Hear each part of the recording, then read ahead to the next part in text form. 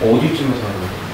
자, 질문을 받긴 했는데 지금 영상 버튼을 제가 눌렀기 때문에 제가 어디쯤 사냐는 질문에 그건 비밀이에요. 네. 네, 좀 그냥 이 근처 걸어서 10분 거리에 살고 있습니다. 네.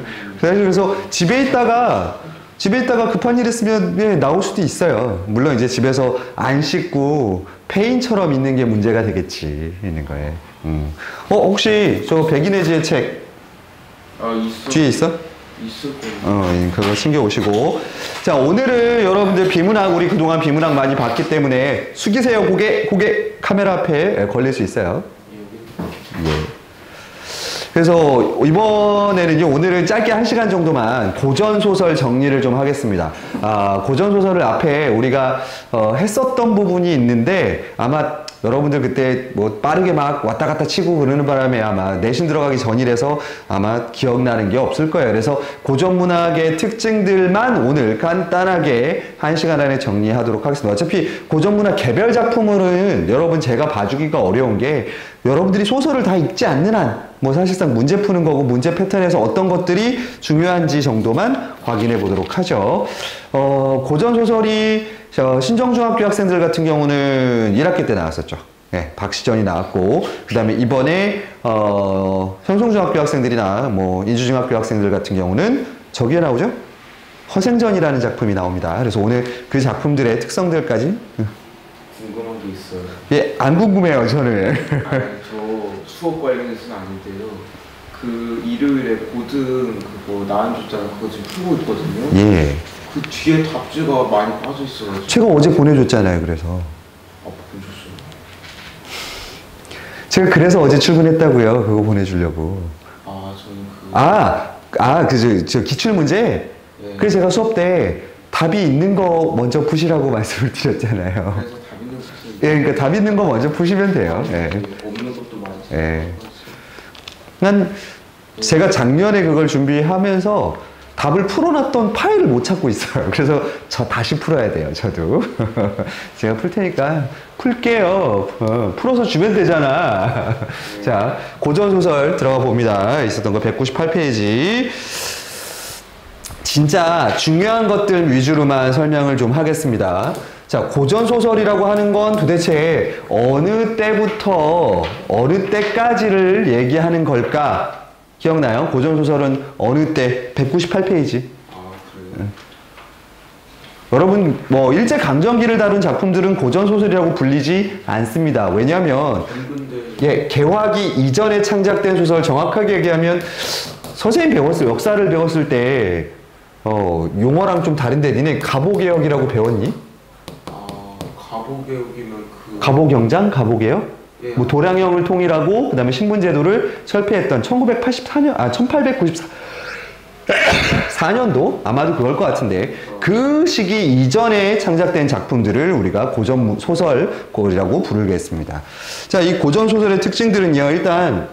일단은 우리나라의 설화, 가전과 같은 중국의 명나라 소설에서 영향을 받았다라는 말이 나왔는데, 자, 가전이라는 거 여기 왼쪽에 설명 나와 있죠. 우리가 보통 가전류 소설이라고 얘기하는데, 가전류 소설은 뭘 뜻하냐면 사물이나 뭐 동물 같은 것들을 의인화시켜서 교훈을 주는 소설들을 가전류 소설이라고 합니다. 즉 인간다운 얘기를 인간을 통해서 얘기하는 게 아니라 여러 가지 동물 같은 것들에 빗대어서 표현하는 소설에서 모티프를 따와서 우리나라의 소설이 되었다라는 거죠. 있는 거에. 그래서 여러분들 이 고전 소설은요, 기본적으로 우리가 대부분을 뭘에서 오냐면 이렇게 생각하시면 될 것 같아요. 우리나라에 가지고 있던 설화가 소설로 넘어오는데, 자, 설화라고 하는 건 우리가 입에서 입으로 전해지는 무슨 문학? 예, 구비문학이라고 보시죠. 구비문학은 사람들 기록을 위한 문학이 아니라 입에서 입으로 전해지던 문학, 그 다음 소설로 와서야 무슨 문학이라고 봅니까? 예, 기록문학의 형태로 드디어 전해졌다라고 생각하면 되겠습니다. 자, 그럼 최초의 우리 소설은 뭘까요? 들어왔습니까? 우리나라 최초의 소설? 자, 최초의 소설은 두 가지 정도로 나눌 수 있는데, 최초의 한문 소설은 김시습이라는 사람이 쓴 금오신화라는 책이 되겠습니다.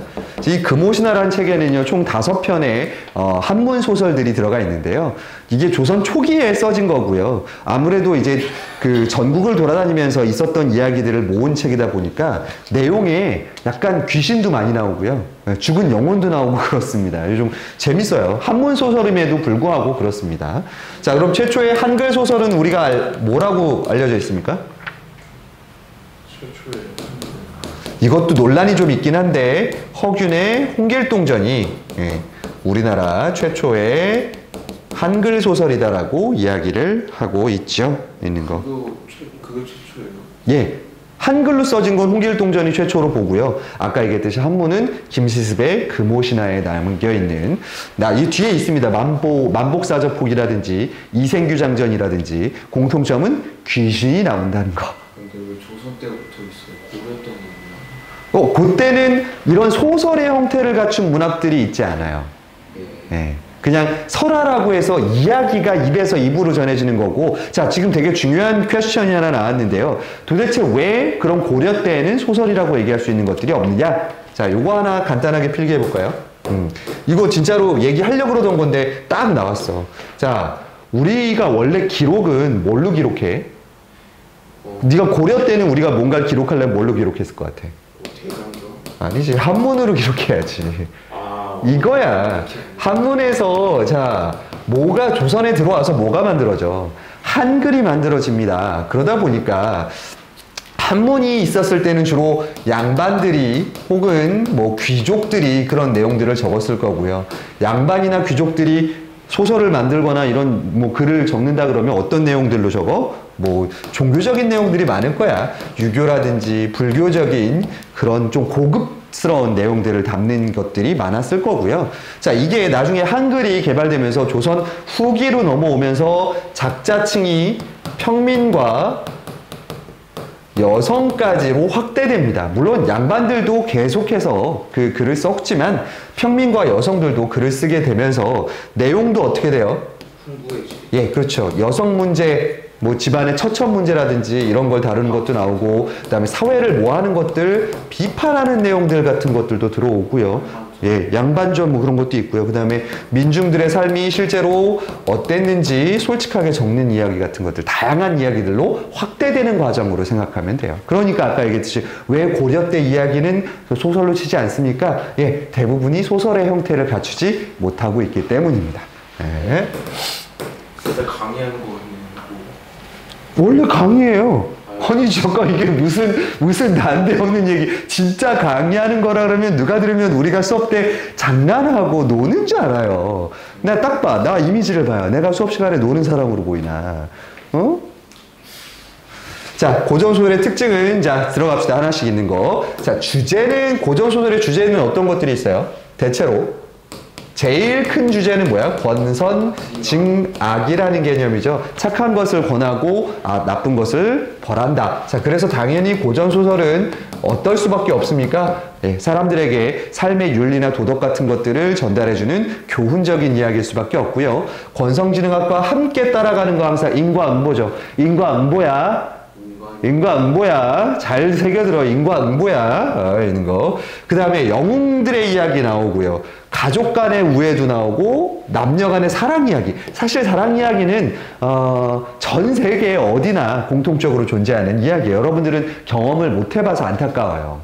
사랑이라는 건 경험을 해봐야 진짜 그 소설을 읽어도 그 의미를 알 텐데 여러분들은 경험할 일도 없고 경험할 수도 없고 아직 경험할 계획도 없기 때문이죠. 네. 자, 대부분 이런 고전소설은 주제가 있습니다, 여러분들. 이 고전소설의 주제가 사실은 오늘 제가 여러분들에게 수업해줄 내용인데 자, 빠르게 우리 지난 시간에 했던 거 정리하고 가죠. 자, 구성으로 넘어갑니다. 평면적 구성은 뭘 뜻해요?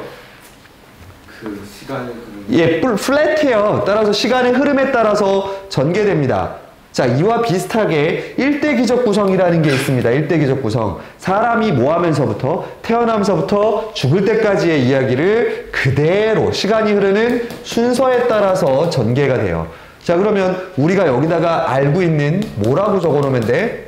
이야기가 순행적으로 구성된다라고 생각하면 되고요. 자, 우리가 이게 왜 고전소설들은 시간 순서대로 가느냐? 우리 고전 사람들, 옛날 사람들의 머릿속에는 시간을 거슬러 올라간다 혹은 시간의 순서가 바뀐다라는 개념들이 있지 않아요. 네. 그래서 순행적 구성으로 가고요. 그 다음에 영웅의 일대기적 구성. 자, 여기에다 그럼 별표 치시는 게 맞죠, 여러분들. 영웅의 이야기가 워낙 많이 나오기 때문에 여러분들 알고 있을 겁니다. 일단은 태어날 때부터 고귀한 혈통을 갖고 태어나요. 근데 어떻게 돼? 그리고 출생도 어때? 다른 사람들과 비정상적인 출생을 갖게 되죠. 뭐 알에서 태어난다라든지 백두산에서 태어난다든지 아니면 뭐 꿈을 되게 특이한 걸 갖고 태어난다든지 그래서 능력을 갖고 태어나는데 자, 고전 소설에서는요, 뛰어난 능력을 갖고 있으면 사랑받습니까? 미움받습니까? 예, 미움받아요. 네. 따라서 1차 죽을 고비를 맞고 가족과 헤어집니다. 그러다가 조력자, 도움을 주는 사람의 도움을 받고서 위기를 극복하고 어른이 된 후에 두 번째, 자, 1차로 위기를 맞고 2차로 위기를 맞이하죠. 이것까지 극복하고 나서야 진정한 영웅이 된다라는 이야기가 될 수 있죠. 이 이야기는요, 여러분들 우리나라에만 있는 건 아니고요. 전 세계 모든 이야기에 있습니다. 심지어는 디즈니의 영화에도 똑같은 구조를 가지고 있습니다. 네. 보시면 심지어는 제가 여러분 예전에도 수업 때 했었잖아요. 아이언맨 역시 이 구조를 똑같이 가져갈 수 있어요. 약간 좀 다른 거 아니에요. 같아요. 네. 그 다음에 이원적 구성이라는 건 뭡니까? 세상을 천상계와 어디로 나눠요? 지옥? 예, 지옥은 아니고요. 지상계로 나눕니다. 자, 그래서 하늘에서 있던 선녀나 어떤 하늘에서 되게 대단한 사람이 죄를 짓고 다시 어디로? 지상계로 쫓겨 내려오는 이야기. 그래서 이런 쫓겨 내려온다라는 걸 뭐라 그래? 적강 모티프라고 이야기한다고 하는 게 이 옆에 그림에 나와 있죠. 천상계와 지상계로 나눠진다라는 걸 이원적 구성, 그리고 적강 구조는 내려왔다가 다시 결국 뭐 하게 돼요? 지상계로 내려왔다가 다시 어떻게 돼? 천상계로 올라가는 이야기가 되겠습니다. 그래서 선녀와 나무꾼도 똑같아요. 맞아요. 있는 것들. 그래서 적강 구조를 가진 적강 소설이라고 합니다. 적강이 무슨 뜻인가요? 내려온다라는 거예요. 그다음에 숙향전이라는 내용을 아주 짧게 보면요, 여러분. 숙향은 천상의 선녀예요. 즉 어디 사람인 거야?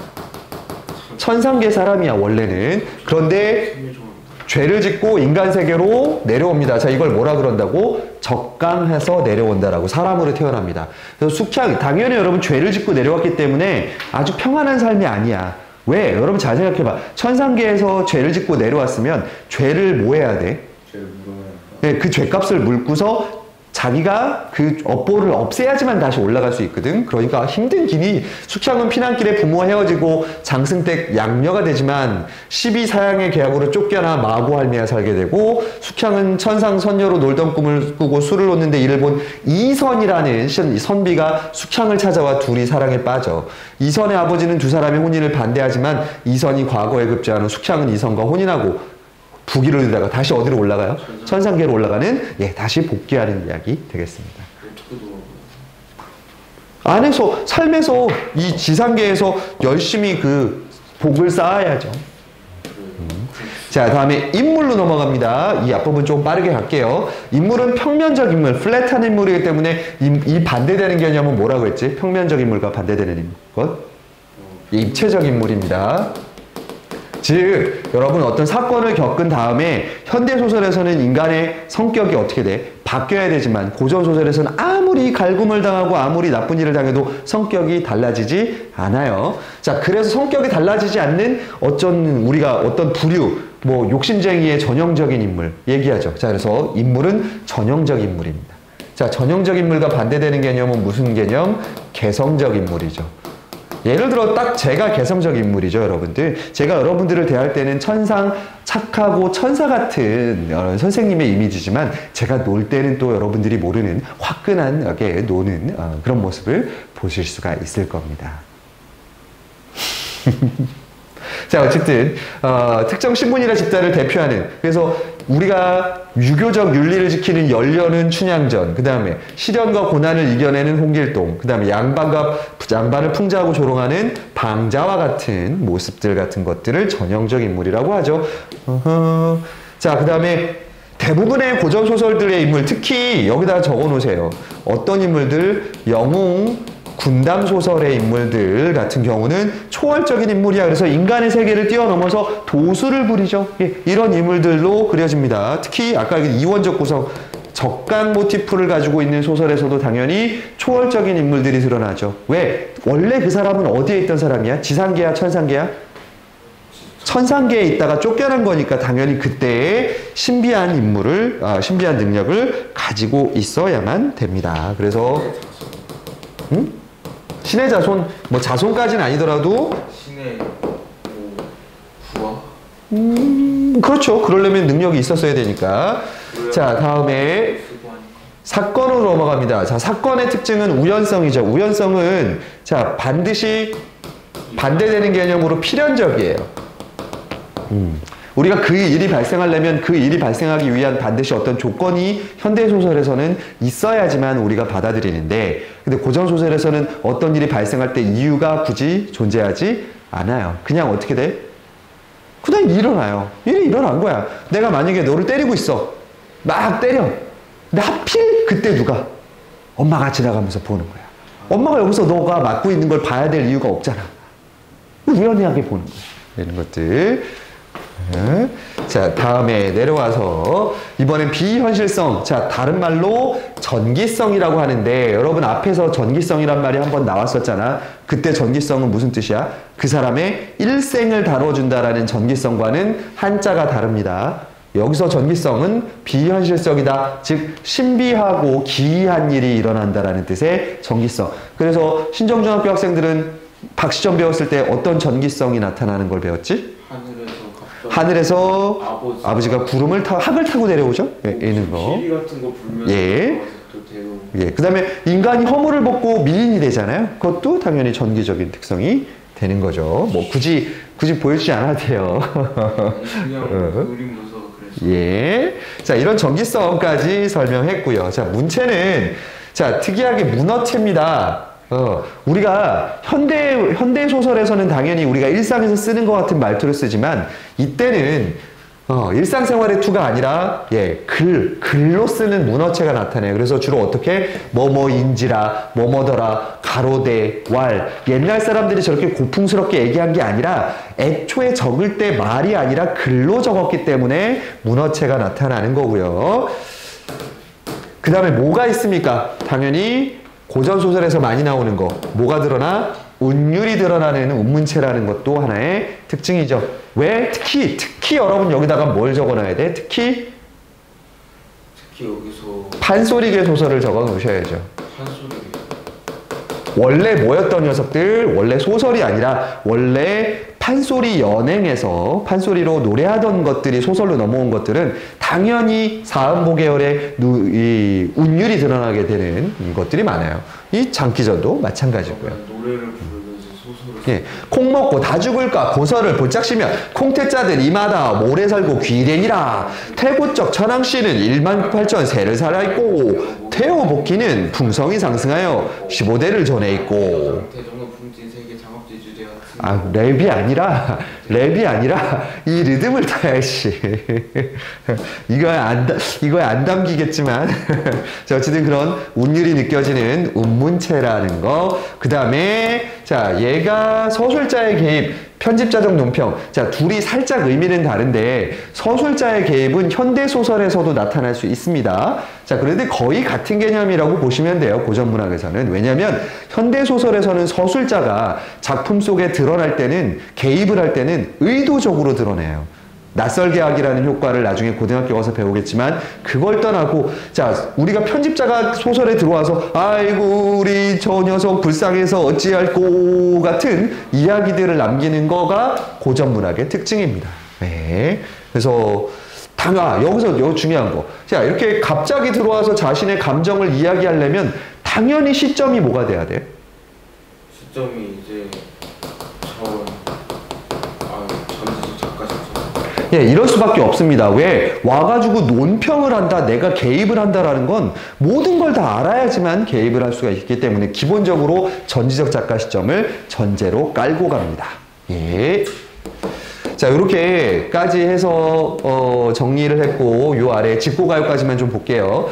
자, 고전소설을 읽었을 때 여러분들이 알아야 할 단어 중에 이런 게 있습니다. 각설과 차설이라는 게 있습니다. 그건 아니고요. 요즘도 여러분들 쓰긴 해요. 어떤 뭔가를 얘기하다가 각설하고 이렇게 얘기하는 경우가 있습니다. 그러면 그 얘기는 뭐냐면 이제 지금까지 앞에 얘기는 다 이제 치우고 새로운 이야기를 시작하겠다라는 걸 얘기해요. 그래서 고전소설은 약간 뚝뚝 끊기는 느낌도 있고요. 자, 축첩제와 적서차별은 같이 갈 겁니다. 왜냐하면 축첩제라고 하는 건 첩이 있고 처가 있어요. 본처가 있고 첩을 두는 제도를 이야기하고요. 그 그러니까 첩, 둘째 부인에게 난 자식을 뭐라 그래요? 적서라 그러죠. 예. 이 사람들은 관직에 나갈 수도 없었고요. 따라서 신부는 양반인 것 같은데 양반이 아니고 능력이 있어도 관직에 나갈 수 없는 신분적인 한계를 갖고 있습니다. 우리가 아는 대표적인 적서 차별을 받았던 고전소설 속의 인물이 누굽니까? 그게 뭐라고? 홍길동. 예, 홍길동이 바로 이 첩의 자식이었던. 그래서 아버지를 아버지라고 부르지 못했던 거죠. 네. 홍길동도 사람. 예, 해서 여러분 지난 시간까지 한 거를 정리하다 보니까 꽤 많이 시간이 지났네요. 자, 그래서 오늘 여러분들 해줘야 되는 내용으로 바로 넘어가 보겠습니다. 자, 고전소설의 유형입니다, 여러분들. 고전소설을 개별적으로 보기 이전에 반드시 여러분들이 알고 있어야 되는 고전소설의 유형들을 좀 살펴볼 텐데요. 고전소설의 내용들은 개별 작품마다 크게 다르지 않습니다. 왜? 고전소설은 패턴이 있어요. 이 패턴만 잘 익혀두면 어떤 소설이 나와도 뒤에 대충 이런 내용이겠거나 라는 걸 여러분들이 캐치하실 수가 있습니다. 한번 보죠. 자, 고전소설의 유형 첫 번째 애정소설로 가겠습니다. 자, 애정소설이니까 당연히 남녀 간에 뭐가 주제가 되겠어요? 예, 사랑이 주제인 소설로 주인공들이 시련을 극복하고 사랑의 결실을 맺는 구조. 즉, 우리가 해피엔딩을 맞아요. 그러니까 옛날 사람들도요, 헤어지는 이야기보단 뭐를 더 즐겁게 봤다라는 거야? 사랑을 이루게 되는. 근데 여러분, 사랑이 만나서 그냥 아무 문제 없이 가면 재미없죠. 자, 그래서 여기에 별표 치시고 정리하십시오. 애정소설은 어떻게 여러분들이 줄거리나 소설의 내용을 파악하시느냐? 최초에 뭐 해야 돼? 둘이 좋아하는 사람이 만나야. 자, 만나면 뭐 해야 돼? 이별해야지. 야, 이별 안 하고서 다시 계속 사랑만 하면 재미없다니까. 이별을 했다가 다시 뭐 해야 돼? 다시 만나요. 자, 이게 기본적인 구조야. 뺨을 맞아. 자, 그래서 이 소설, 애정소설을 읽을 때는 여러분 정리를 어떻게 하시냐면 이별의 원인 혹은 이별의 원인이 둘이 만나서 싫어할 수도 있지만 이별의 원인의 대표적인 것들이 어떤 것들이 있어요? 신분제도가 있을 거고요. 신분이 다르거나 혹은 부모의 반대 같은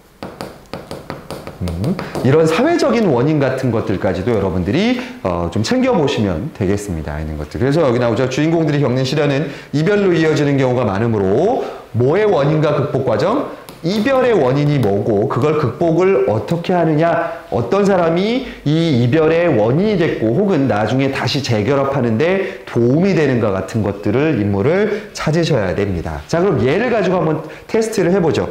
제목이 뭐냐면 채봉감 별곡이라는 작품입니다.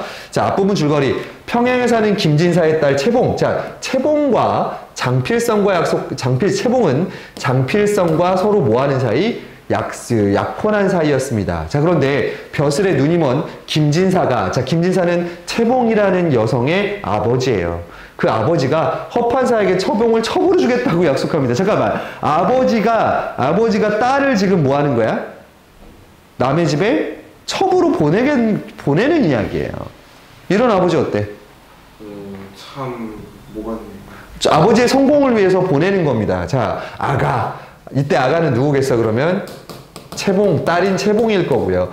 딸아, 너는 재상의 첩이 좋으냐? 여염집은 보통집의 부인이 좋으냐? 아비 어미가 있는데 부끄러울 게 뭐 있냐? 네 생각을 말해보아라.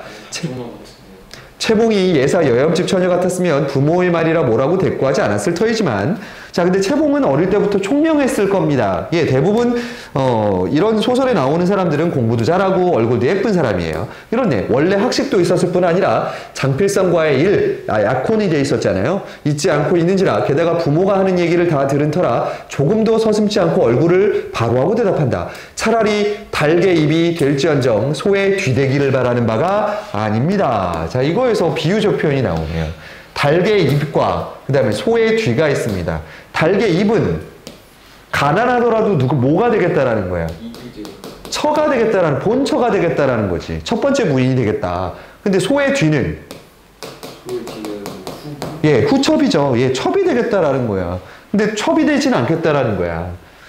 그 녀석 네가 첩 구경을 못해서 그런 소리 하는구나. 재상의 첩이야. 재상이니까 뭐야, 굉장한 재력가고 위치에 있는 사람이니까 재상의 첩이야. 세상에 그 같은 호강은 또 없느니라. 자, 아버지가 뭐야, 출세에 눈이 멀어서 딸을 팔고 있죠. 자, 부인이 말을 가로막고 김진사를 쳐다보며, 자, 이때 부인은 누굴 뜻할까? 여러분 고전소설 읽을 때는 이런 명칭에 주의하셔야 돼요. 이때 부인은 채봉의 엄마죠. 예, 엄마가, 자, 영감은 자식에게 별 말씀을 다 하시는구려.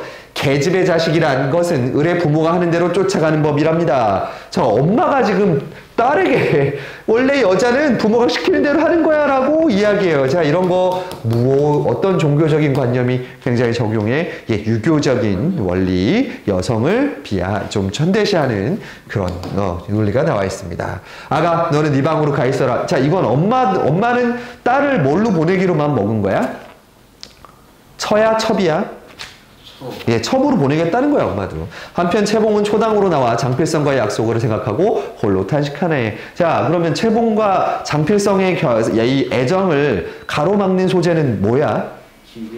예, 엄마 아빠예요. 엄마 아빠의 이 유교적인 관념이에요. 별 말씀을 당하냐고 해서 도와줄 거였는데. 예. 자, 그래서 허판서와 결혼하러 서울로 가던 채봉, 결국은 엄마 아빠에 끌려가지고 결혼하러 가던 채봉은 도적대가 쳐들어온 틈을 타서 평양으로 돌아오고, 허판서가, 자, 그러니까 도망간 딸을 때문에 허판서가 아버지를 옥에 가둡니다. 그래서 아버지를 구하기 위해 송이라는 기생이 됩니다. 이 내용이 스펙타클해. 그래서 장필성은 채봉이 내건 한시를 보고 채봉을 찾아오고 둘의 사랑을 알게 된, 자, 조력자가 나오네요. 자, 예, 이 감사니까 당시에 어떤 그런 탐관오리들을 잡으러 다니는 사람일 거예요. 이 사람이 둘의 혼인을 돕고 두 사람은 부부연을 맺고 잘 살게 된다라는 해피엔딩을 맺습니다. 그러게 말입니다. 자, 이게 바로 애정소설의 패턴입니다. 자, 다음은 가정소설입니다. 자, 제목만 보면 여러분 여기 오해하시면 안 됩니다. 고전문학에서 가정소설이라고 부르는 것들은요, 화목한 가정의 소설이 아니라 뭐라고 적어 놓으실까요? 여기다가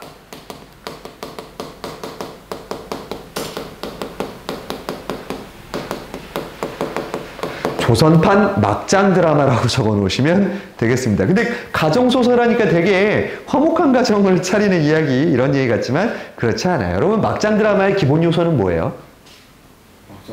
네. 김치 싸대기를 왜 맞아? 그냥 아무 이유 없이. 이유 없이 맞지 않아요. 막 화내고. 바람을 펴서 맞습니다. 그 바람을 펴서 맞는. 예. 여러분, 고전 소설에서 가정 소설은요. 자, 여기 동그라미 씌워야 돼요. 뭐와 뭐의 갈등입니까? 처와 첩, 즉 축첩 제도를 다루고 있어요. 당시에는 첩을 들이는 거, 양반집에서 첩을 들이는 거가 그렇게 잘못됐다라고 보진 않는데, 어쨌든 이 축첩제도에 가장 희생되는 사람은 누구야? 여성들이죠. 예, 이 여성의 초점이 맞춰져 있는 거로 보면 되겠습니다. 자, 그래서 가정소설에서 읽을 때 여러분, 애정소설에서는 만남과 헤어짐의 원인이 뭔지, 그리고 다시 만날 때 어떤 과정을 거치는지를 정리한다 했을 때, 가정소설에서는, 자, 주인공을 선한 인물로, 그와 대비되는 주인공과 부딪히는 인물을 나쁜 인물로 설정해서 모와 모의 대결을 보여준다. 선과 악인, 그러니까 선인과 악인을 명확하게 구분해 주셔야 돼요. 우리가 막장 드라마 역시 그래요. 막장 드라마에서는 아무리 억울한 일을 당해도 끝없이 밝고 웃으면서 예쁘게 살려는 아이와 그 다음에 끝없이 그 인물을 괴롭히는 그런 사람들이 나오죠. 딱 이게 가정소설에 되겠습니다. 자, 그 다음에 또한 아까 얘기한 대로 모의 갈등, 처, 첩간의 갈등을 다루는 경우에는 자, 이 축첩제도가 자, 아까 얘기했지만 결국 이 축첩제도라는 것이 여러분 두 가지 기능을 하는데 하나는 이 제도를 뭐 하는 거예요? 이 제도를 통해서 가족이 다시 지켜지는 거예요. 유교 사회에서는 가정을 지키는 게 굉장히 중요한 일이었죠. 근데 반대로 가정은 지켜지지만 누구의 삶은 망가져요? 가정을 지켰어도 이제 여성으로서의 삶은 망가진단 말이에요. 그래서 그거에 대한 태도가 좀 상반되게 드러나는 부분을 조심하시면 됩니다. 자, 밑으로 내려와서 이 소설은요, 반드시 여러분들이 한번 확인해 보셔야 되는 소설이고요. 뭐냐면 사시 남정기입니다.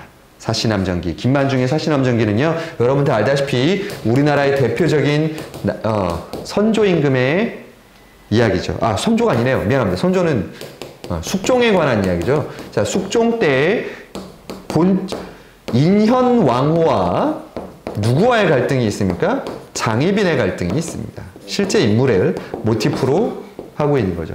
마침 역사 수행인데 그게. 예, 인현왕후와 장희빈의 이 갈등을 자, 인현왕후가 뭐가 되죠? 그러면 당연히 처가 되고 장희빈은 첩이 돼서 둘의 갈등을 위주로 얘기하죠. 자, 근데 여러분 여기서 하나 자, 막장 드라마에서도요, 항상 보면 바람 피는 남자는요, 똑똑해요? 아니면 무슨 이렇게 우유부단하고 무능합니까? 우유부단하고 무능하죠. 자, 바로 이 숙종이 그런 인물이죠. 네. 자, 그래서 여러분 요건 그대로 대입시키면 돼요. 명나라의 유현이라는 유현은 늦은 나이에 아들 연수를 얻습니다. 그러면 이 이름이 뭐겠어? 유연수라는 사람이에요. 자, 이 유연수는 굉장히 뭐한 사람이야? 우유부단한 사람입니다. 네, 우유부단이에요. 우유부단한 유부남이에요. 누구를 빗대어 표현한 거야, 지금? 숙종을 빗대서 표현한 사람이고요. 자, 이 우유부단한 연수는 15살 때 과거에 급제하여 한림학사가 된 후 사씨와 결혼을 하게 됩니다. 사씨, 자, 이 사씨에다가 얘기하시자. 우리가 이 가정소설을 보는 방법은 뭐와 뭐의 대결을 봐라? 선과 악의 대결을 봐라. 그래서 사씨는 선이에요. 그러면 누구겠어? 인현왕후입니다. 예. 그리고 본처예요. 자, 9년이 넘도록 근데 아이를 낳지 못합니다. 이거 조선시대 때 아이를 못 낳는 건 대를 끊겠다는 얘기잖아요. 자, 그래서 사씨는 오히려 여성이 유한림에게 첩을 얻어서 대를 권하라고 이야기합니다. 그래서 어쩔 수 없이 악독한 성품에 자, 교씨를 받아들이네요. 교씨. 자, 교씨는 그럼 우리가 얘기하는 장희빈을 모티프로 하고 있는 사람이겠죠. 자, 이 교씨가 와가지고 당연히 뭐 하겠어? 자기를 모함하고 있다라고 이 착한 사씨를 일러 바치겠죠. 그 장면이에요. 자, 교씨는 그제야 눈물을 거두고 대답하였다. 그러니까 울고 있으니까 와서 유한림이 와서 물어봤겠죠. 그런데 오늘 아침 부인께서 첩을 불러놓고 책망하셨습니다. 상공께서 너를 취하신 까닭은 단지 후사를 위한 것일 따름이다. 집안에 미색이 부족한 때문이 아니었어. 그런데 너는 밤낮으로 얼굴이나 다독거렸지. 또한 듣자 하니 음란한 음악으로 장부의 심지를 고혹하게 하여 가풍을 무너뜨리고 있다 하더구나. 이는 주가 마땅한 죄이다. 앞으로 각별히 삼가라. 하고 마치 착한 누가? 사씨가 자기 자신인 교씨를 뭐 하는 거라고 지금? 괴롭히는 것처럼 지금 뭐 하는 거야? 거짓말을 하는 장면이에요. 자, 근데 여러분 이 뒤에 얘기가 더 충격적이죠. 그러니까 여러분들 다 막장 스토리는 다 예측 가능해요. 당연히 이 말을 믿고 이 우유부단한 유씨가 어떻게 해요? 저 말을 믿어버려요. 그래서 누구를? 내쫓죠. 예, 자기 본처인 사씨를 내쫓습니다. 그러고 이제 교씨가 본처가 되는데 안타깝게도 이 교씨는 여러분 조선시대 소설임에도 불구하고 좀 막장인데 내연남이 따로 있습니다. 남자가 있어요. 그래서 이 남자를 속여서 집안에 자기 일을 같이 하는 사람으로 들어와서 집안에서 몰래 연애도 합니다. 그러니까 이게 좀 막장을 가는 소설이긴 한데 어쨌든 예. 그러다가 결국 교씨가요, 이 집안을 전체를 먹기 위해서 자기 남편인 유씨마저도 임금에게 이간질을 시켜서 유배를 보내버리고 자기가 이 집을 다 차지해버립니다. 예. 이제 그러다가 유씨가 반성을 하죠. 원래 우유부단한 유부남들, 바람핀 남편들은 나중 가서 후회하죠. 아, 내가 잘못했구나 하고 돌아와서 교씨를 다시 내쫓고, 그리고 다시 본처였던 사씨를 데려온다라는 이야기에 됩니다. 나중에 여러분 이 사씨는 처형당해요. 예, 죽어요. 자, 그 다음 세 번째 영웅군담 소설로 넘어가겠습니다.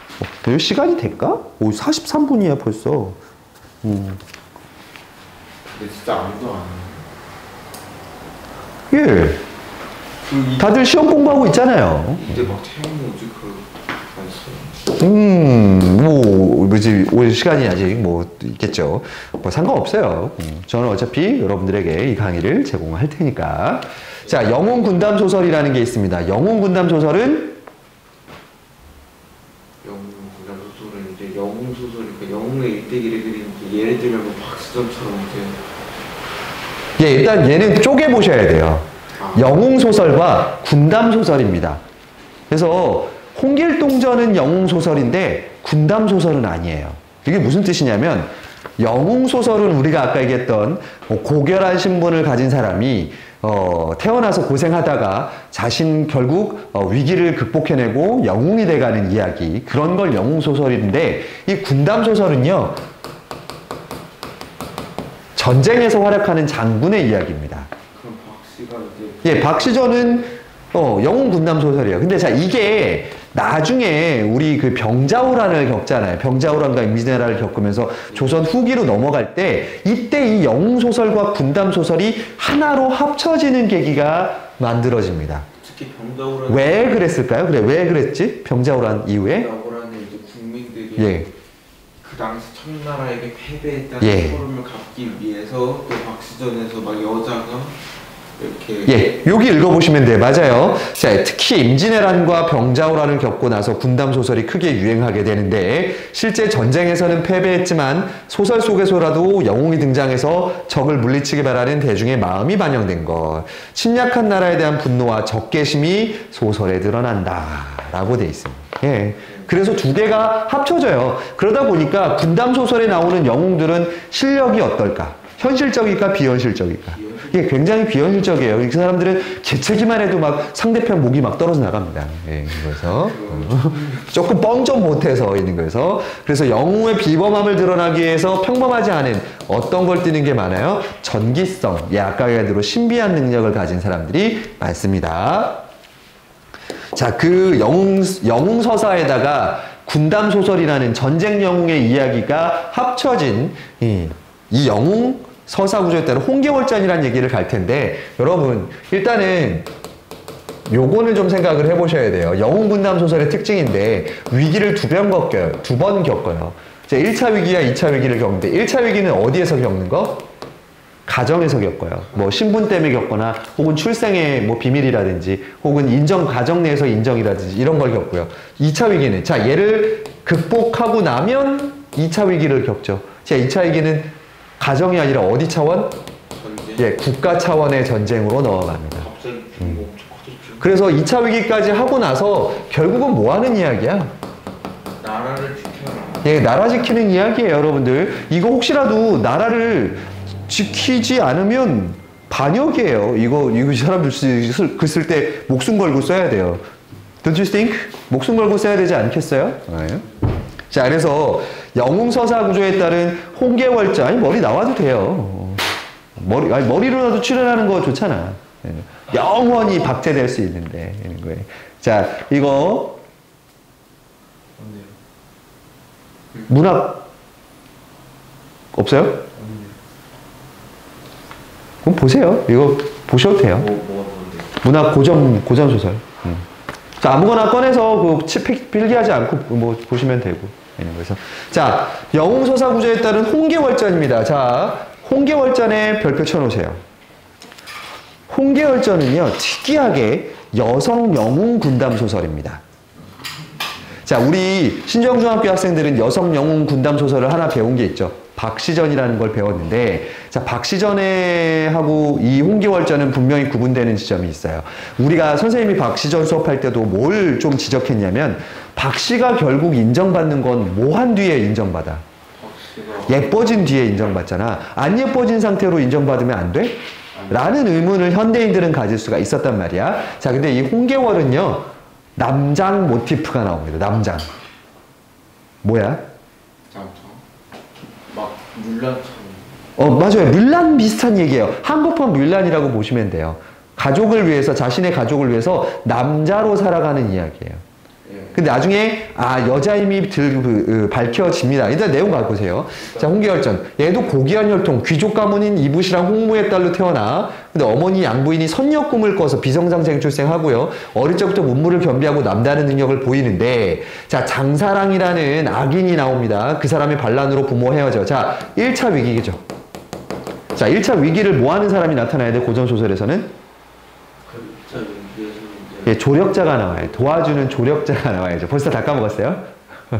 조력자가 나와. 그래서 여공의 도움으로 죽을 고비를 넘기고, 자, 살아남기 위해서 뭘 한 상태로? 남장을 한 상태로 보국이라는 친구와 같이 자랍니다. 그러니까 보국은 홍계월이 당연히 뭐라고 생각해? 보국과 함께 남자라고 생각해요. 네. 자, 그래서 성장 후에 남장 사실을 들켜서 보국하고 갈등합니다. 여러분 그렇잖아. 친구가 뭐가 된 거야? 애인이 돼버리는 상황이 된 거지. 여러분 진짜 여러분 이 홍계월전은 좀 특이해요. 자, 그래서 둘이 결혼을 해요.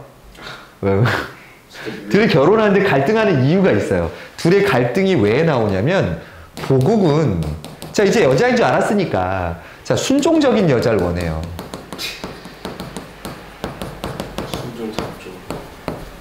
자, 근데 누구는? 홍계월은 자기 주체적인 여성을 원해요. 자기 의지대로 살아가고 싶어 해요. 이것 때문에 갈등을 해요.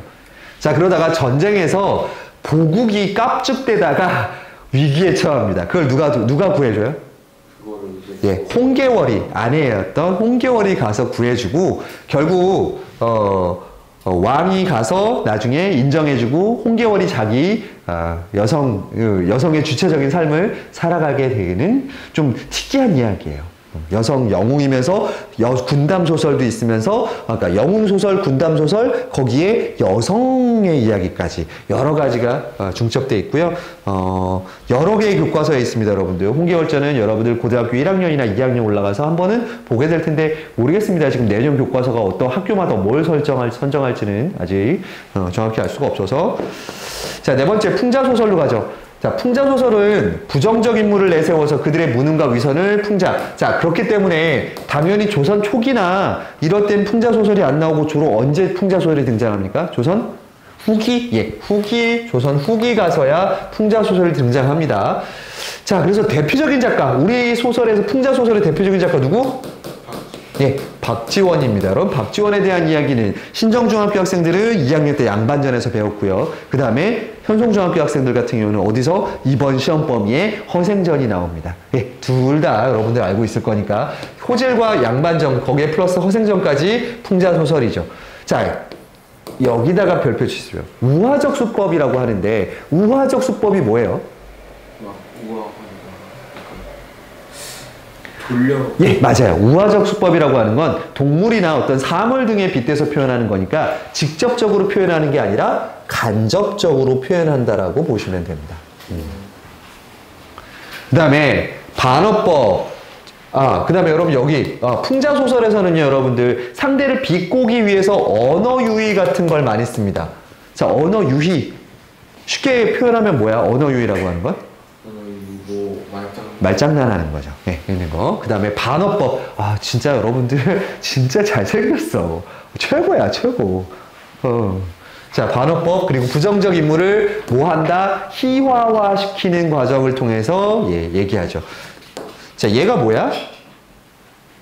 호질입니다. 박지원의 호질. 자, 우리가 호질은 선생님이 좀 중간중간 요약을 해주기는 했지만, 아마 실제 텍스트를 보진 못했을 거예요. 얘도, 자, 여러분, 풍자소설, 박지원의 풍자소설은 조금 조심할 게 있죠. 얘는 한글 소설이 아니라 뭐예요? 한문소설이죠. 네. 그리고 또 하나 주의할 점은, 한문소설이니까 예상 독자가 평민이 아니라 누가 돼야 돼?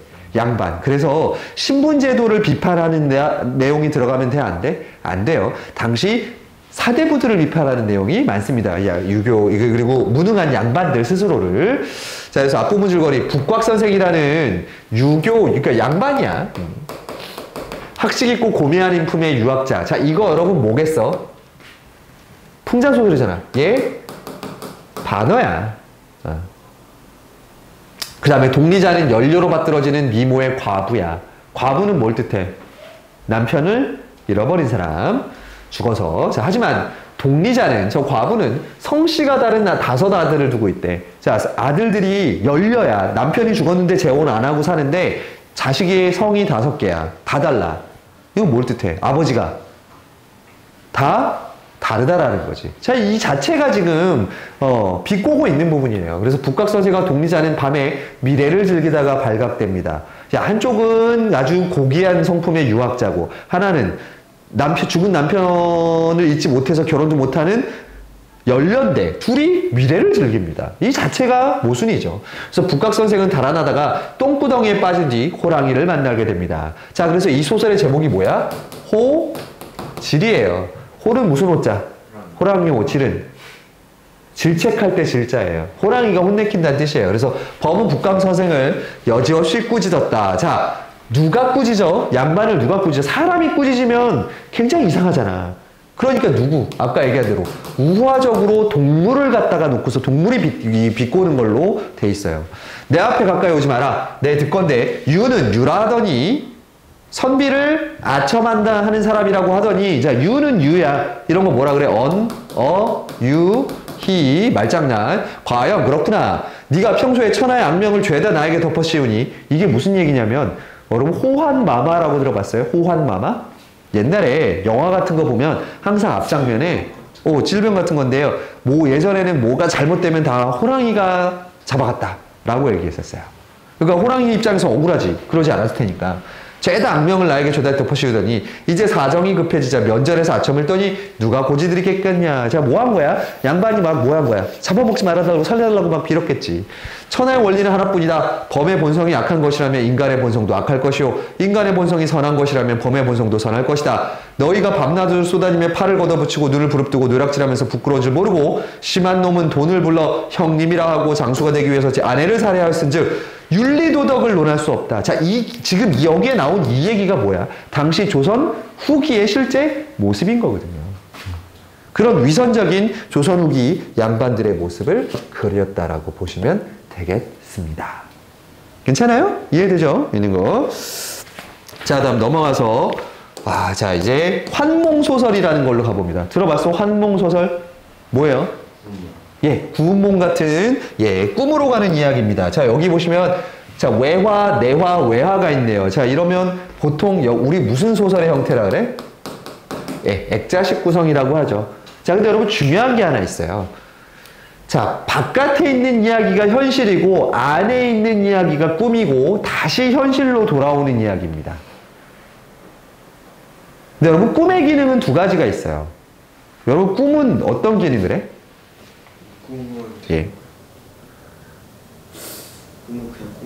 꿈은 여러분 헛된 꿈을 꿀 수도 있죠. 여러분들이 결혼하는 꿈은 뭐 하는 거야?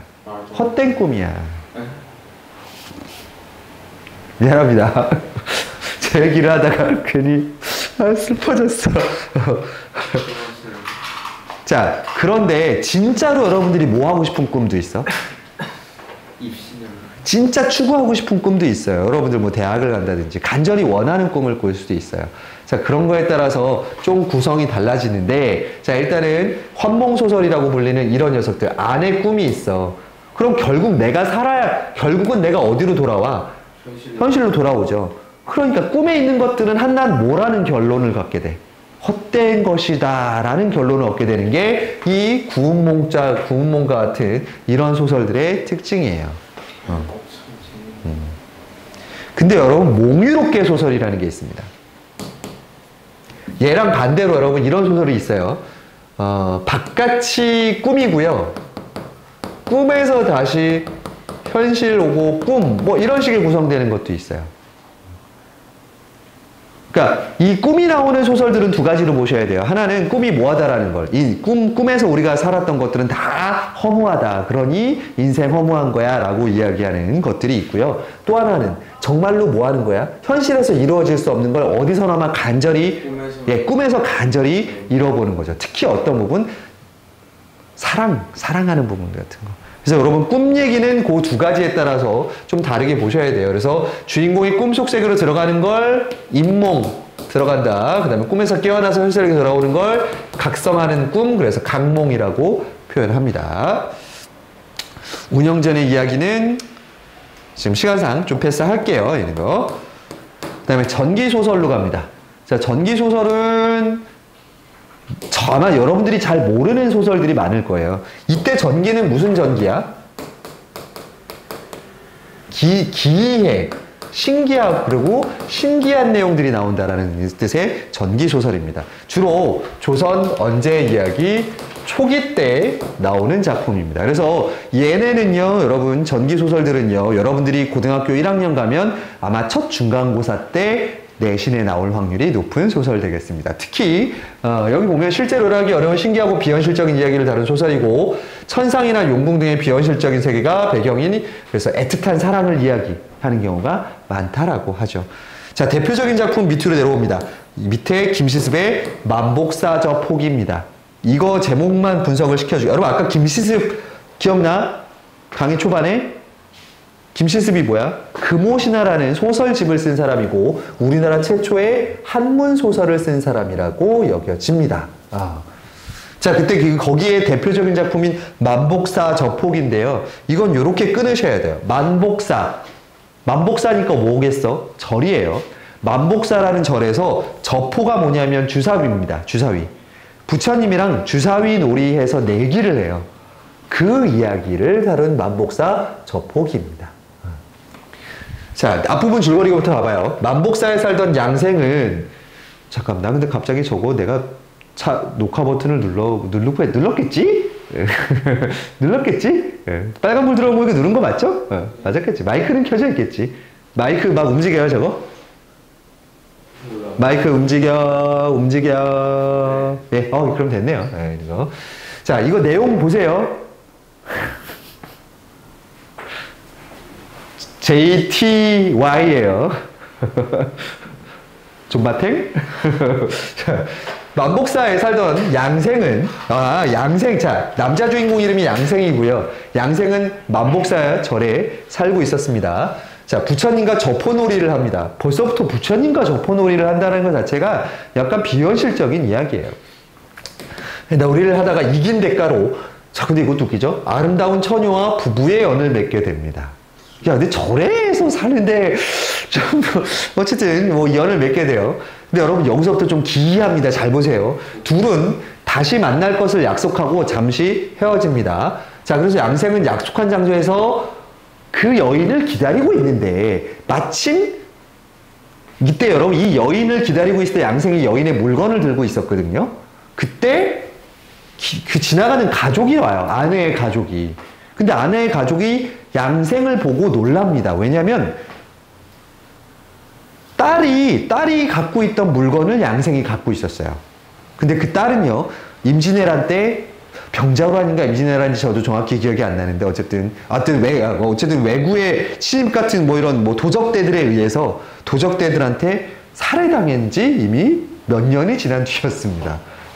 그럼 그 양생이 들고 있던 그 여인의 물건은 그 죽었을 때 그 안에 같이 넣어줬던 물건을 양생이 들고 있었던 거예요. 그럼 양생이 지난밤 사랑을 나눴던 그 여인은 뭐라는 거야? 몇 년 전에 죽은 귀신이었다는 거예요. 자, 그래서 양생은 그 전날 여인과 약속한 일을 그대로 이야기했어요. 여인의 부모는 놀라 의아하게 생각하더니 이윽고 입을 열었다. 내겐 딸만 하나 있었네. 그런데 그 아이는 외부 나오네. 외부들의 날릴 때 싸움의 와중에 죽고 말았지. 말을 마치고 부모는 먼저 보련사로 떠났고 양생은 우두커니 서서 기다리고 있었다. 약속한 시간이 되자 과연 그 여인이 시녀를 데리고 하늘거리면서 왔어요. 자, 그 여인이었다. 그들은 서로 기뻐하며 손을 잡고 절 안으로 들어갔어. 여인은 부처님께 절을 올리고 하얀 휘장 안으로 들어갔는데 친척들과 승려들 모두 그녀를 보지 못하고 오직 양생만이 그녀를 볼 수 있었답니다. 귀신이에요, 귀신. 그래서 여러분 둘이서 3년을 살아요. 그러다가 결국은 여러분 3년이라는 시간은 어떤 의미가 있죠. 어쨌든 그 시간을 지나서 결국은 돌아갑니다. 여러분 뒷이야기를 해주면요. 더 어이가 없는 게 돌아가요. 어떻게 될 것 같아? 이후에 부모하고 같이 제사를 지내요. 그래서 여인이 그 제사로 인해서 이승의 한을 풀고서 이제 저승으로 갑니다. 있는 거에. 자, 근데 양생은 그녀를 잊지 못해요. 자, 그래서 시름시름 앓고 있습니다. 그때 꿈속에 저 여인이 나타나서 얘기합니다. 이제 더 이상 나를 사랑하지 말고 잊으시라. 나는 이미 다른 나라에서 중국에서 다시 남자로 태어났다. 자, 불교 사상이죠. 윤회 사상입니다. 나는 남자로 태어났으니 이제 나를 잊으시오라고 얘기합니다. 자, 근데 양생 평생 잊지 못하고 시름시름 혼자 살다가 죽습니다. 예, 우리 소설에서 몇 안 되는 새드 엔딩이에요. 이런 소설, 애정소설의 특징도 있으면서 신기한 귀신이 나온다 그래서 전기소설, 조선 전기에 나타나는 소설들이라고 하겠습니다. 자, 여러분 중간에 있는 작품들도 해설을 해주고 싶은데 시간상 여러분들 뭐 그렇게까지는 좀 하기 힘들 것 같고 지금 이제 10시 4분이네요. 한 20분 정도만 더 정리하면 될 것 같습니다. 왜요? 멈춰요? 싫어요. 뒤에 거 좀 짧아. 자, 앞에서 우리가 여러 가지 소설의 유형들을 봤어요. 자, 제일 먼저 봤던 건 애정소설. 애정소설은 뭘 위주로 정리합니까? 만남과 헤어짐. 누가 도와주고 뭐 때문에 헤어졌는지 이별의 원인 같은 거 정리하셨고요. 그 다음에 가정소설. 가정소설은 뭐라 그래서 조선의 막장 드라마라고 얘기했습니다. 그래서 처와 첩의 대결에서 주로 남자들은 능력이 있게 그려집니까? 능력 없게 그려집니까? 능력 없게 그려지고요. 그 악인과 선인의 대결을 위주로 중심으로 보셔라. 자, 그 다음에 영웅 군담 소설. 걔는 영웅 소설의 특징과 군담 소설의 특징을 모두 갖고 있는 소설이라고 얘기했고, 특히 병자호란과 임진왜란 이후에 아주 물만 난 듯이 이런 이 영웅 군담 소설이 등장합니다. 그 이유는 뭐라 그랬지? 그때 전쟁에 패배했던 것들에 대한 보상 심리. 그러니까 소설에서나마 이기고 싶어 하는 거죠. 있는 것들. 그 다음에 거기서 또 하나 중요한 건 영웅군담 소설에서 왕들은 주로 여러분들 능력이 있을까 없을까? 없죠. 예, 없어요. 네. 그것도 좀 왜 그런지는 알죠? 예. 당시에 사대부들의 무능함을 또 그런 식으로 비꼬는 게 좀 있습니다. 그 다음에 네 번째는 풍자소설이 있었어요. 풍자소설은 주로 한문소설이고요. 사회를 비판하는 내용이기 때문에 우리가 일반적으로 아는 해피엔딩, 운문체 같은 고전소설의 특징에서는 벗어나 있습니다. 그 다음에 언어유희, 말장난 같은 것들이 등장하고요. 자, 그 다음에 마지막으로 했던 게 무슨 소설? 한소리? 아니, 아까 우리 전에 했던 것 중에서. 무슨 소설? 전기소설. 조선 초기의 작품들, 신비로운 분위기 속에서 귀신 나오고 귀신과 사랑하고 이런 이야기들 같은 것들 나오는. 예, 전기소설이라고 하죠. 신기한 소설이라고 하죠. 자, 그 다음에 아예 챕터가 따로 떨어져 나와 있어요. 바로 어떤 소설들? 판소리와 판소리계 소설입니다. 자, 이거부터 아셔야 되는데 여러분, 판소리 이전에는요 이런 게 있습니다. 구전설화라는 게 있어요. 설화는 입에서 입으로 전해지던 구비문학의 일종인데 어느 지역에나 비슷한 이야기의 설화가 있어요. 이거는요 우리나라에도 있고 일본에도 있고 중국에도 있습니다. 이걸 연구하는 걸 비교 문학이라 그래요. 전 세계 어디에나 비슷한 이야기는 있어요. 예를 들면 뭐 남장 여장 모티프 뭐 이런 거라든지 아니면 뭐 착한 일을 하고 복을 받는 이야기라든지 뭐 이런 비슷한 모티프 같은 것들이 있습니다. 자, 그런 것들이 뭉쳐져 가지고 자, 판소리라는 게 만들어지고요. 그 판소리를 나중에 뭘로 글로 정리하면 판소리 소설, 판소리 사설 이렇게 정리가 됩니다. 요 과정에 따라서 특징들이 좀 달라지는데 뭐 그것까지는 여러분들 뭐 대충 하죠. 있는 거에서. 자, 그래서 판소리는 조선 후기 발생한 연행예술로 창은 뭐 하는 거야? 아이고요.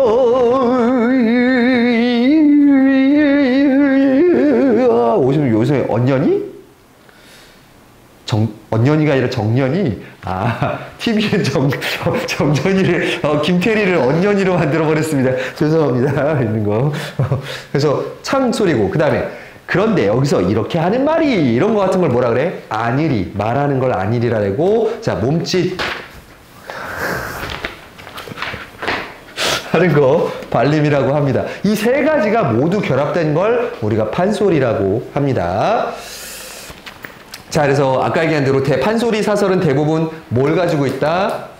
근원설화라는 근본적인 이야기들을 갖고 있습니다. 그래서 지금까지 대표적으로 전해줘오는 판소리계 소설은 춘향가, 심청가, 흥보가, 수군가, 적벽가 등이 있습니다.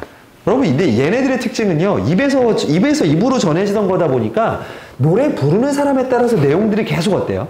조금씩 달라져요. 네, 그래서 여러 개의 그런 걸 뭐라 그러냐면 이본이라 그러는데 이본. 달을 이자, 판본 본자 써서 달은 조금씩 결말이 조금씩 달라진다거나 아니면 설정이 조금씩 달라지는 이야기들이 있어서 이 작품을 공부하는 사람들도 꽤 연구를 많이 해야 돼요. 아까 했듯이 자, 정리가 됐고 여러분 중요한 거 나오네요. 자, 뭐뭐 가로 끝나서 나중에 뭐뭐 전으로 정리된 판소리 사설은 당연히 노래를 글로 적어서 옮기는 거였기 때문에 뭐가 많이 나올까요? 운율이 가진 것들이 많다라는 게 제일 큰 특징입니다. 뭐뭐하고 준이는 뭐하는데 뭐는 뭐하고 같은 운율이 나타나겠죠. 저는요, 저희 부모님께는 제가 이런 영상 올리는 거를 말씀을 안 드리는 게, 니들이 보는 건 내가 신경 안 쓰거든요. 근데 내가 지금 이러고 하고 있는 걸, 선생님 부모님이 본다라면 되게 부끄러울 것 같아요. 저 새끼 저거 뭐하는 씨야, 저거. 왜냐면 이제 부모님들은 내가 어떤 사람인지 아니까. 그러면서 솔직히 마음 아파하실 것 같아요. 제가 여러분, 우리 부모님이 제가 이렇게 수업하는 거를 보면, 뭐 부끄러운 게 아니라, 솔직하게 마음 아파하실 것 같아요. 왜? 저렇게까지 해서 밥을 벌어 먹는구나. 이걸 보시는 거잖아. 이렇게 내가 광대짓을 해가면서 하면서 수업하는 걸. 자, 내려와서. 자, 그럼 판소리계 소설은 아까 얘기한 대로 판소리 사설은요, 여러분, 걔를 그냥 그대로 적어 놓은 거야. 판소리의 내용을. 걔를 완전히 뭘로 정착한 거야? 소설로 정리한 걸 이야기해요. 자, 그래서 지금서부터는 여러분 좀 정리 들어가십시오. 머릿속에. 판소리계 소설은요, 언어의 이중성이라는 게 드러납니다. 이게 뭔 뜻이냐? 자, 하급계층의 비속어가 나와요. 왜? 여러분, 애초에 판소리는 입에서 입으로 전해지던 거기 때문에 평민들의 문화야? 아니면 양반들의 문화야? 평민들이 나던 거야. 그러니까 당연히 사회에 대해서 솔직하게 욕도 하고요. 지랄지랄 하면서 막 까는 것도 있고 그래요. 그리고 당연히 글로 쓰는 게 아니라 입이니까 구어예요. 자, 그런데 여기에 뭐가 들어오냐면 상층 계층에서 쓰는 한문이 들어옵니다. 자, 여기에 이유가 있습니다, 여러분. 왜 그럴까요? 자, 원래 판소리는 원래 당연히 평민들이 만들어졌는데 그런데 점차 사대부와 임금까지 즐기게 돼요. 여러분 왜 그럴까요? 이건 조선 후기 사회의 모습을 조금 이해하셔야 돼요. 여러분들 예술을 한다라는 건 그걸 해서 밥을 벌어먹고 살아야 돼요. 그런데 평민들 앞에서 판소리를 아무리 잘 불러도 평민들이 줄 수 있는 돈이 많아, 적어? 많아? 적죠. 자, 여러분 르네상스 시대에도 왜 예술이 발전합니까? 르네상스 시대에도 예술가들을 후원해주는 누가 있어요? 예, 메디치 가문과 같은 부자 가문들이 있었어요. 그런 것처럼 판소리도 조선 후기에 평민들에 의해서 만들어졌지만 사실 이 사람들은 당시 잔치 같은 걸 양반집에서 할 때는 이 판소리를 하는 사람들을 불러야지 사람들로부터 좋은 소리를 들었어요. 지금 이런 거랑 똑같아. 여러분 대학교 갈 때 대학교 축제를 볼 거죠. 대학교 축제. 대학교 축제를 티어로 나누는 기준이 뭐야? 자, 너 대학을 결정할 때, 자, 우리 학교 A 학교 축제는 에스파가 옵니다. B 학교 축제는 제가 갑니다. 저 어디가 좋은 학교입니까? 에스파. 아마 그거랑 똑같은 거예요. 어떤 판소리를 하는 대단한 사람을 부르느냐에 따라서 그 집안의 평판이 정해져요. 그러니까 당연히 점점 그 판소리를 즐기는 계층이 평민에서 어디까지 넓혀져요? 양반 계층까지 올라갑니다. 이건 좀 특이해요. 그러다 보니까 언어의 이중성이라는 게 나와요. 평민들이 하는 거친 언어도 나오지만 양반들이 쓰는 고급진 한문 이야기도 나오게 된다라는 거예요. 자, 그 다음 당연히 주제도 어때요? 주제도 당연히 양면성을 띨 수밖에 없습니다. 자, 근데 우리가 대놓고 양반들을 조롱하는 얘기를 양반이 후원하기는 어렵잖아. 자, 그래서 여러분 얘는 두 가지로 보셔야 돼요. 겉으로 드러나는 의미와 그 다음에 내포된 주제가 다른 거예요. 자, 대표적으로 여러분 춘향전 얘기 들어주고 있죠. 자, 춘향전은 겉으로 드러나는 건 춘향이 뭐야? 사랑이에요. 왜? 한 번 춘향의 사랑은 어떤 사랑이야?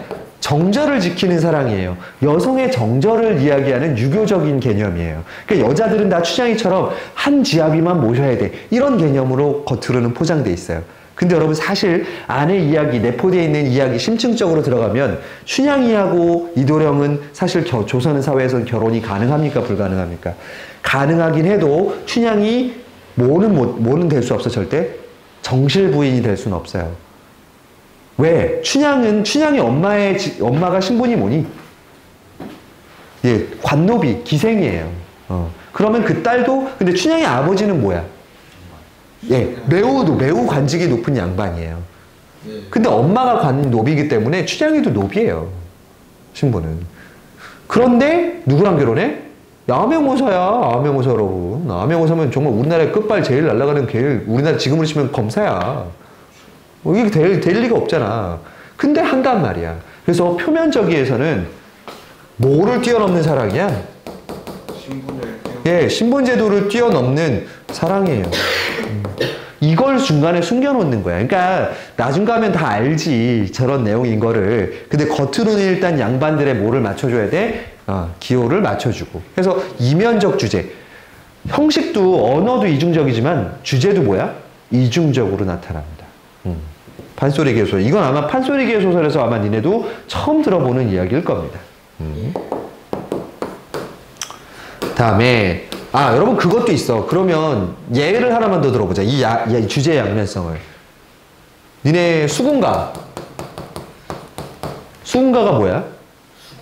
범 내려온다. 범이 내려온다. 뭐예요? 그게 수군가의 한 대목입니다. 그 다음에 쑥대머리. 이것도 수군가의 한 대목입니다. 이 범 내려온다가 어디에서 나온 거냐면 이제 자라가 별주부가 가가지고 토끼를 찾아가잖아. 무태 가서. 그때 호선생 계십니까? 토선생 계십니까? 찾아. 근데 그거를 호랑이가 호선생이라고 들어요. 토선생을 찾았는데 토끼를. 그래서 그때 부르던 노래가 범 내려온다. 범이 내려온다. 어쨌든 수군가가 나중에 토끼전이 되지. 근데 토끼전 말고 뭐도 있어? 별주부전. 사실 주인공이 달라지는 거야. 여러분 이 토끼전에 이게 원래 표면적으로 드러나는 건 별주부전이야, 여러분. 얘가 표면적이거든. 별주부전일 때는 주제가 뭐야? 별주부는 어떤 인물이야? 토끼가 멍청한. 아니 별주부가 주인공이라니까. 그러면 임금에 대한 뭘 가진 사람이야? 충성심을, 로열티, 충성심을 가진 사람이야. 이게 겉으로 나타낸 주제야. 근데 토끼가 주인공으로 해석이 되면 어떻게 돼? 토끼를 주인공으로 하면 그 강 앞에 먹으러 이동한 지혜야. 지혜. 백성들의 지혜야. 토끼는 백성을 뜻해요. 어머니? 그리고 또 누구를 비판하는 소설로 사실은 그 심층적인 의미가 있어? 여러분 토끼전에 제일 악역은 누구야? 오, 왜 자라가 왜 악역이야? 누구지? 예, 용왕이에요. 왜? 용왕은 자기 살려고 누구를 잡아먹으려고 하는 거야. 토끼를. 그래. 그러니까 용왕은 누굴 뜻해? 백성들을 뽑아먹는 탐관오리를 보여주는 소재예요, 사실은. 그런 심층적인 주제도 갖고 있습니다. 이제 얼마 안 남았어요, 여러분. 빨리 갑시다. 자, 그 다음에 판소리계 소설은 당연히 사회를 비판하기 때문에 풍자와 해악의 구조를 가지고 있죠. 자, 풍자와 해악, 여러분 좀 보시면 돼요. 공통점은 부정적인 상황에서 웃음을 유발해서, 자, 무슨 심미적 인식을 가져옵니까? 골개미죠. 자, 골개미 배운 적 있습니다. 대부분의 저하고 올해 3월, 4월 달에 중간고사 준비하면서 했던 심미적 인식에서 했던 거야. 우리가 인간의 아름다움을 보는 거, 우아미, 비장미, 그 다음에 뭐 있지? 하나 더? 골개미 말고 우아미, 초월미였나? 아니야? 고성이?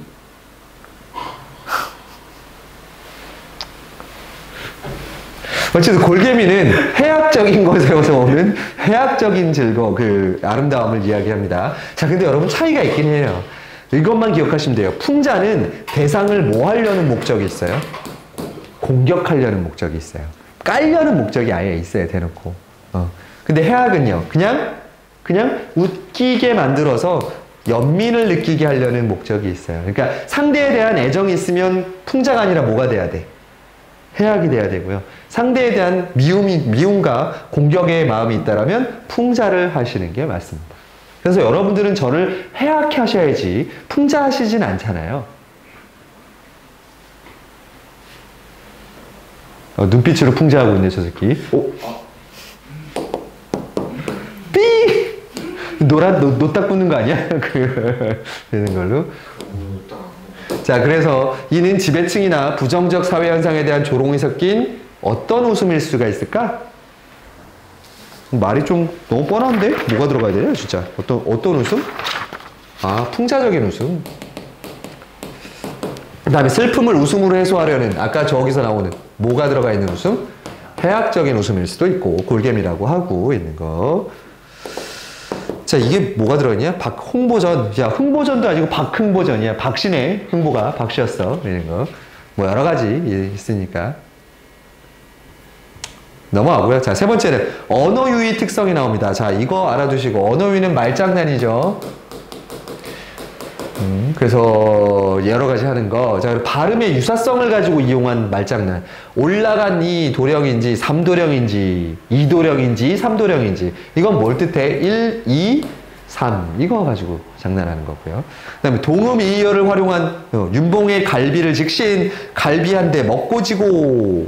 이때 그러니까 이런 거야. 여기 가지고 갈비 한 대라고 갈비 여기 있어 이렇게 얘기하는 거죠. 그 다음에 같거나 비슷한 소리를 반복해서 이 양반이 어찌꺾어 절반인지 개다리 소반인지 꾸러미의 백반인지 자 반자가 동일하게 계속 반복되는 언어 유희가 됐고요. 그 다음에 언어 도치입니다. 자, 이 장면은 뭐냐면 춘향전에서 암행어사 출도요 하고 양반들이 혼비백산하는 장면에 정신이 없잖아요. 그때 얘기합니다. 어우 추워라 문 들어온다 바람 닫아라 물 마른다 목 들여라. 예, 원래는 어떻게 해야 돼? 어우 추워라 바람 들어온다 문 닫아라. 이렇게 됐어야 되는 걸 지금 당황한 모습을 순서를 바꿔서 표현하고 있습니다. 자, 마지막 페이지예요. 힘내세요. 자, 이번에는 고사의 활용입니다. 자, 고사라고 하는 건 옛 이야기인데 어디에 옛 이야기야? 예, 중국의 옛 이야기를 고사라고 하죠. 있는 거. 자, 아까 얘기한 대로 양반층에 모두 허영심도 충족시켜줘야 돼요. 그리고 고사를 사용하면 뭐가 좋지? 이야기를 길게 하지 않고 어떻게 할 수도 있어? 짧게 할 수도 있게 되죠. 이런 거. 그 다음에 고사가 활용될 때 상층 계급의 학문투가 당연히 얘는 애초에 투자자들, 자기를 위해 후원해주는 사람을 한 거니까 한문투가 많이 나옵니다. 자, 토끼가 기가 막혀. 여봐라, 이놈 별주부야. 야, 이 몹쓸놈아. 자, 여기까지는 누구의 말이야? 평민의 말투야, 양반을 위한 거야? 평민의 말투지. 야, 이 몹쓸놈아. 왕명이 지중컨을 네가 어이 기만하랴. 옛말을 내가 못 늘었냐. 학얼, 학정으로 용공을 살해하고 미구의 망국이니. 한자들만 쫙 나옵니다. 이런 것들 나오는 것까지 보시면 되고요. 자, 그 다음에 얘는 별표 주십시오. 얘가 고등학교 가서 진짜 중요하게 다뤄지는 판소리계 소설의 특징 중에 하나입니다. 앞에 거는 여러분들 다 보면 알아요. 근데 이 부분 니네 신정중학교 학생들도 박시전에서 얘기했던 부분이에요. 제가 수업 때 얘기했었습니다. 뭐냐면 장면의 극대화, 부분의 독자성. 즉, 뭐 하는 거야?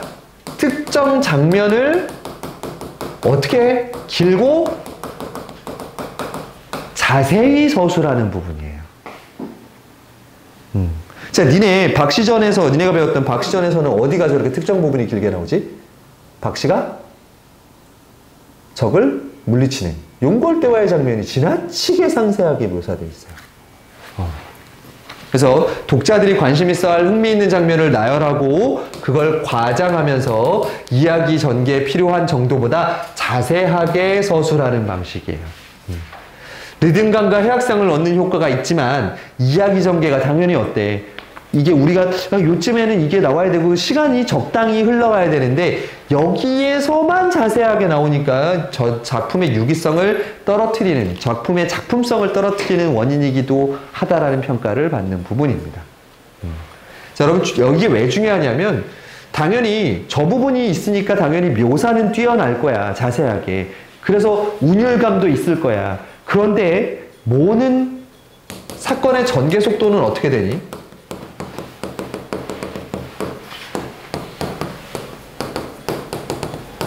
급격히 떨어지죠. 왜? 자세히 얘기하니까 사건이 어때? 진행이 안 돼요. 거의 멈춰있는 수준으로 돼버립니다. 이런 것들이 우리 판소리계 소설의 특징이라는 거. 그래서 여러분, 제가 시간이 되면 문제를 더 풀어주면 좋긴 한데 고전소설의 사실 뭐 문제를 같이 여러분들이 소설을 다 읽는 게 아니라면 제가 잠깐 나와 있는 그 부분 같이 읽고 문제 읽고 풀어주는 게 크게 의미는 없을 것 같습니다. 자, 그래서 고전소설은 종류가 이런 것들이 있고 어떤 소설들은 어떤 특징을 중심으로 감상을 해야 되는지 정도만 여러분들이 파악하고 있어도 충분히 여러분들이 고등학교 갔을 때 고전소설 혹은 모의고사 풀 때 좀 도움이 될 겁니다. 특히 모의고사에 뭐가 많이 나오냐면요. 영웅 문담 소설 많이 나옵니다. 영웅 문담 소설의 특징들 다시 한번 좀 정리해 주시기 바라면서 오늘 수업은 여기서 일단 마치는데 다음 주는 시험 전주기 때문에 여러분 3학년들만을 위한 클리닉 시간을 화요일로 좀 진행하겠습니다. 그러니까 다음 주에는 시험 대비 준비를 하도록 하죠. 네, 감사합니다. 예, 고생하셨습니다.